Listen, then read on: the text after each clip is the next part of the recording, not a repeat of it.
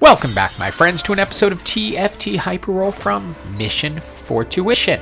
And you know why it's called Mission for Tuition. We are trying to raise money for our son's middle and high school tuition because he has to go to a ridiculously expensive special school. No donations, nothing like that. It's all about views. So please help the algorithm, like, comment, subscribe, get the video out to more people so it can get more views and raise money for tuition. And with that said, let's get started.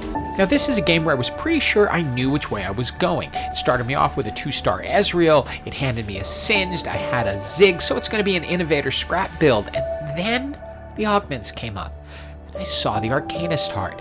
And I had picked up a Vex and a Swain, who are both Arcanists. So it was time to flip the script and see if Arcanists are still as strong as they once were. Since you always want to maximize your buff, I went ahead and sold the Ezreal so that I could have 4 Arcanists on the board. That was going to maximize the power of each of them, and even though they're all just little 1-star bronzies, that little extra boost that they get from that buff allows them to win this fight. Since this is going to be an Arcanist build, there's really only one choice here, and that is the Tear of the Goddess with eyes towards making a blue buff. I also go ahead and pick up the Garen because I'm thinking maybe later I'm going to be headed into Academy, and that would mean Lux is going to be part of the team as well. Now I'm not necessarily set on Garen, but since they offered me a 2-star, I will go ahead and take it. But again, notice this team is pretty strong, but having that 4 Arcanist buff is going to allow my team to be just a little tiny bit stronger and win this early match. I chose Garen over Ziggs because going to the 5th Arcanist isn't going to help, and I wanted a little more tankiness, but the problem here comes in that Twisted Fate just manages to keep barely missing his card shots, thereby allowing their backline to stay alive and kill us.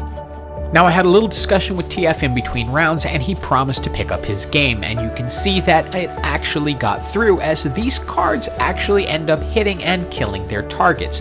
Although that doesn't necessarily mean this is going to be an easy fight, because that Camille is going to be very hard to get through, especially once Ascension kicks in.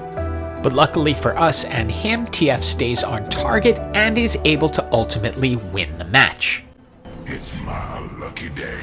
It certainly is, TF, and if you want to stay in this game, you better keep doing like that. Given what we're building here, we want to go with healing. Knife's Edge wouldn't really work, and we did not know yet where the Socialite Hex was, so it's not necessarily a good idea to gamble on where your carry is going to be.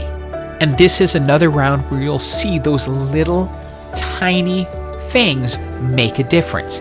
This is going to become very close. Now yes, TF does hit all of his ults, but ultimately it's that little bit of extra healing that gives Ziggs the ability to hold on long enough to win this fight. Now this item shop was a really tough one for me. I now have the 6 Arcanists, so I know I'm going for 8. The spatula has a lot of potential, but I ultimately know in this build I'm going to need a strong tank up front, and so I'm going to make that Leona and give her the Gargoyle Stoneplate so she can hold things in place while my Arcanists kill them. And not to beleaguer the point, but you're going to see the effect of the little things here. I had just tanked up the Leona. She's going to hold on long enough to take that ult from Caitlyn. And then of course my talk with TF earlier about getting his ults on point really came through, as he's able to win the match. And Ascension certainly seems to be popular today as we run into another team running it. This time with their Malzahar in the back just doling out the healing, they are able to keep their front line up long enough to break through, get to TF, and ultimately take Ziggs down as well. And notice I had not been rolling that much, and that's because I wanted to save it for here, Stage 7, where you get a 15% chance at the 4s. I'm looking for a Lux because she is going to be the key to completing this build. There she is, and luckily a second TF who can take over for the one I'm going to replace.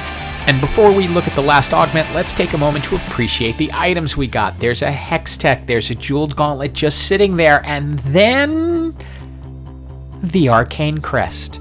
So we can go to the 8 Arcane without having to worry about finding a victor. So it's time to take that arcane crest and get it onto Leona and watch us go up to the 8 arcane. Again, itemize the Lux with the Hextech Gunblade so she can be doling out healing, and then a Jeweled Gauntlet so she can be doing tons of damage. With the 8 Arcanist, she's going to be very, very strong. How strong, you ask? Remember, she's still a little bronzy, but watch their entire team get deleted within 2 ults, except for that one with the Dragon's Claw, but even he's not going to be able to stand up against this much power. Any excuse to twirl my wand. My goal now, of course, is to get her up to a 2-star as quickly as possible. This team has the broken stopwatch, but it doesn't really do that much as their Jhin is not ulting during it. And you will also now see the power of making Leona an Arcanist. Look at the size of her shield and how she's able to hold them in place for Lux to finish them. And thanks to that, we're into the top 4. And it's time to make Leona just a little bit tankier by adding a Braum and giving them the bodyguard buff, so they're getting additional armor. For the next item shop, it's time to make our front line a little bit tankier. So we're going to go ahead and grab the Titan's Resolve and 2-star our Lux and get our additional items onto Vex because she remains incredibly tanky. We had found a Victor along the way, so we replaced Ziggs, and now you can see with Lux at 2 stars, she just wipes out teams. And with that devastation, we are into the top 4. And in reality, if you can get yourself to 8 Arcanists and a properly itemized Lux, the whole thing is going to start to feel a little bit unfair. She just eradicates entire teams with a single laser shot, although in that case it was just the opposing Lux, but look at the damage track. It's all her. For our final item shop, it gives us a lot of AD focused items, so we can go ahead and take Thieves' Gloves and put those on Victor, and put the final tank item onto Vex to make her, well, even tankier. In scanning, we can see that this team we're against has a Blitzcrank, so we're going to want to compensate for that. Now we have TF there now, but he was so good to us earlier, let's not have him get pulled. Let's have them pull a Leona in and see how that goes. Now there are a bunch of different things to keep your eye on here. Number 1, Leona does get pulled, but remember, when she ults, she's going to get a huge shield. Further, Lux is going to absolutely continually wreck their team with those lasers of death.